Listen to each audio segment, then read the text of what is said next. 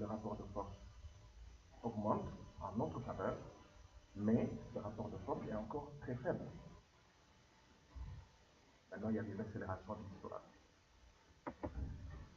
Compte tenu de cela, nous avons dit que peut-être ce qu'il s'agissait de faire et de fonder est d'exiger un Brexit. Dans une première étape, que la France sorte de nos affaires monétaires. Sortir de nos affaires monétaires en sortant de nos conseils d'administration de banque centrale. 2. Sortir de nos affaires monétaires en fermant les comptes d'opération, c'est-à-dire rapatrier nos réserves de change, qu'on les gère nous-mêmes. Et peut-être d'autres propositions, comme notamment la fabrication de nos monnaies et pièces en Afrique. Mamadou Koulibaly semble dire que ce n'est pas très important, mais quand on entend les stratèges chinois et la réalité, d'éventuelles représailles, l'endroit où on fabrique les billets et les pièces est important. Et nous avons dit, France dégage. Aujourd'hui, les esprits sont colonisés, y compris le mien. Mais vous ne pouvez pas bâtir un autre Sénégal et une autre Afrique en disant, bon, ok, détruisons l'esprit de Guy Marius Sagna. Là où le président Macky Sall se trouve, c'était le siège du gouverneur français. Bon, oui, si ça peut nous faire plaisir, on pouvait le détruire. Mais quel est l'intérêt? Le palais est là. Ce sont des Africains, des Sénégalais qui y sont maintenant. Nous pensons qu'il y a une étape qui est celle de la décolonisation du franc CFA néocolonial. Et cette étape-là, c'est une proposition que nous mettons dans le panier. Nous estimons qu'aujourd'hui, vu en fait comment les États de l'UEMOA notamment ralentissent objectivement le processus de monnaie unique de la CEDEAO, nous ne pouvons pas nous en tenir qu'à ça. S'en tenir qu'à ça, c'est être à leur basque et donc différer pour 30 autres années, depuis 1987 on en parle, l'histoire de la monnaie unique.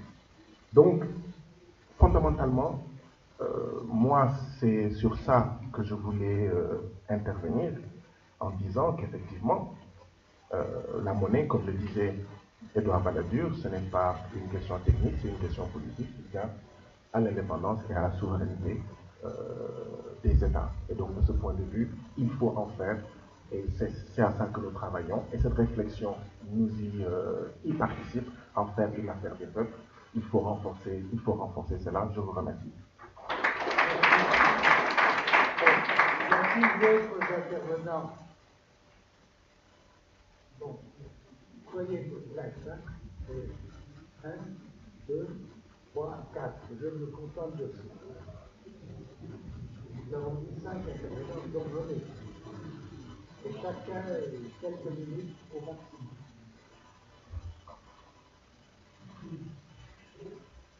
Bonjour, merci de me donner la parole et grand merci aux intervenants. Alors, je m'appelle Guy Harris Izoui. Voilà. Donc, je pense que m'en tenir là. Professeur Koulibaly, je suis bien content de vous voir aujourd'hui ici. Je vous suis depuis assez longtemps, et notamment à travers Julien Matéli, et avec qui vous avez, je pense, beaucoup à travailler, et depuis la crise en Côte d'Ivoire que j'ai suivi de manière très forte. Alors, pour ce qui concerne ce débat, il y a plein de choses qu'on peut dire là-dessus, mais j'aimerais m'arrêter juste à un point. Le professeur Zebelinga a parlé d'un aspect très important, c'est la vision politique de la question. Il a cité, il a parlé aussi de l'intérêt d'avoir un échange gagnant-gagnant. Il a cité notamment les États égyptiens. Je pense que l'ADS MAD, dans ce cas-là, s'installe assez bien dans ce débat-là et dans cette démarche. Ce que je veux dire aujourd'hui, c'est que je veux parler au niveau des sections au niveau de la Banque centrale, j'en avais parlé un peu. Il y a des conséquences. Et je me posais la question, pourquoi on ne les sent pas? C'est aussi nos compatriotes. Et ils sont au cœur du système. On a parlé des journalistes, pourquoi ils ne vont pas les interviewer? Alors, moi, j'ai un ami qui est directeur d'un département au niveau de la Banque centrale. Comme on ne les sentait pas et que c'était une question qui m'intéressait, j'ai organisé un débat entre ce monsieur et des amis à moi qui étaient intéressés par la question.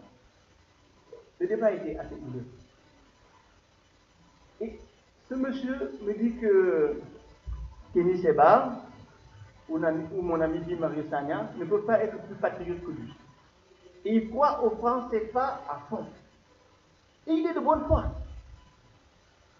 Nous avons vu le directeur de la Banque centrale, la BCE au Sénégal, qui a écrit, qui est apparu à la télé, qui défendait le franc CFA, mais alors, bec et ongle, et qui y croit? Ils sont dans une vision technique, et il me dit, ces gens-là, tu les mets en face de moi, mais je vais leur damer le pion, parce que techniquement, je connais mon affaire. Et le compte d'opération est rémunéré, on gagne de l'argent là-bas. Il m'a même dit, fais attention, est-ce que Guy Seba ou Guy Maristania ne sont pas payés par les Français parce qu'ils voient que maintenant ils nous payent trop le franc CFA et ils veulent qu'on sorte. Et j'étais choqué parce qu'ils étaient de bonne foi. Alors, dans notre démarche, nous qui voulons sortir de ce franc CFA, je pense que ces gens qui ont l'oreille de nos gouvernants, parce que c'est eux qui gèrent la chose, on a intérêt à nous approcher d'eux ou au niveau de débats comme ceci, on a intérêt peut-être à les appeler pour qu'ils viennent écouter et ne pas avoir les yeux rivés sur l'aspect purement technique et avoir cette vision holistique et pouvoir peut-être en conseillant les autres avoir cette approche-là pour qu'on puisse aller.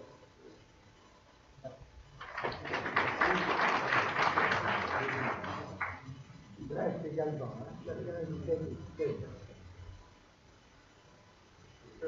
Étant donné les injonctions de Samir, je ne vais pas du tout parler de la qualité, de l'intérêt des interventions, mais je dirais que par rapport à l'intervention de Mamadou, alors il y a un problème, un aspect très important, je pense, qui est celui de dire mais pourquoi est-ce que les partis politiques ne s'intéressent pas, ne débattent pas de ce sujet. Parce que c'est vrai que si on veut être sérieux, on peut considérer qu'en gros, nos gouvernements et les classes dirigeantes actuelles sont contents de la vie. Donc, pour pouvoir les obliger à en parler au moins, même s'ils veulent défendre leur point de vue, c'est très important que au moment où les partis politiques sont en train de faire des campagnes pour telle ou telle chose, la question c'est comment est-ce qu'on peut les amener absolument à traiter de cette question. L'autre aspect, c'est que nous avons des élus, les assemblées nationales. Mais dans tous les pays normaux, ce genre de sujet, c'est le sujet sur lequel les parlements travaillent. Comment se fait-il que dans nos pays, d'abord, nous ne critiquons jamais, presque jamais les parlementaires. C'est toujours le président. Et on ne s'adresse, on ne dit rien, on ne demande absolument rien aux élus, on ne demande rien aux parlementaires, on ne demande rien aux conseillers municipaux, c'est-à-dire tous les co-constitués, tous les gens, toutes ces personnes-là, qui, du point de vue matériel, vivent, n'est-ce pas, de l'argent de la population, on ne les interroge pas. Donc, moi, je veux bien qu'on discute avec un gars de la Banque centrale, mais ce n'est pas le problème de la Banque centrale, le gars qui travaille à la Banque centrale. Le problème, c'est celui de demander aux députés, mais qu'est-ce que vous faites? Expliquez-nous pourquoi on doit vous payer. Quelle est la raison pour laquelle on doit vous payer? Expliquez-moi. Moi, je crois que c'est uniquement c'est à travers ce genre de mécanismes qu'on peut arriver, peut-être, si on arrive heureusement, au niveau de la presse, c'est compliqué, mais je crois que l'objectif, c'est de faire vraiment que ceux qui ont, tous les gens qui sont élus, doivent s'exprimer sur des sujets qui sont aussi importants.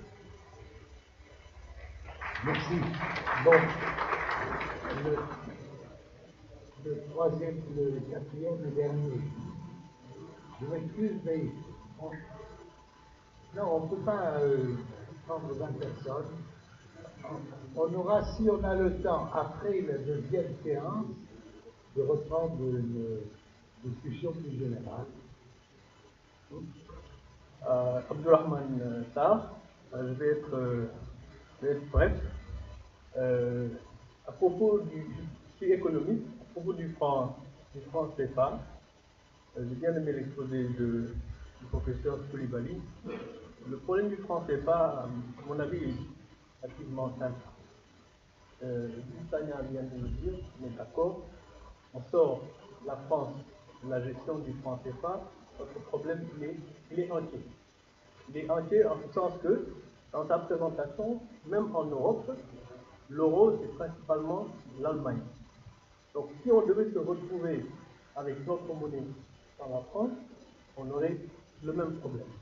Alors, ma question pour lui, c'est de savoir si on se retrouvait avec notre monnaie, et le franc CFA qui est en fait notre monnaie, mais sans la France dans sa gouvernance, est-ce que cette monnaie servirait des intérêts de la Côte d'Ivoire, du Sénégal et des autres mondes, de la même façon que l'euro sert principalement les intérêts de l'Allemagne et l'immigration qu'on observe dans l'Africain vers l'Europe, nous avons également cette même immigration d'Européens tels qu'Italiens, Portugais qui aujourd'hui essaient d'aller en Allemagne ou ailleurs parce que l'économie fonctionne mieux.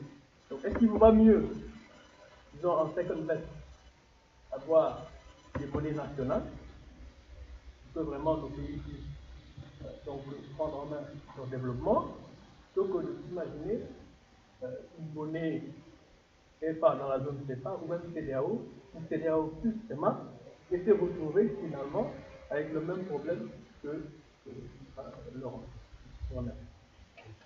Merci. Bon, avant de passer à la seconde partie, et avant de donner évidemment aux deux orateurs également la possibilité de faire un commentaire sur les questions qui ont été posées, je voudrais dire d'une façon très télégraphique de mon côté quelque chose.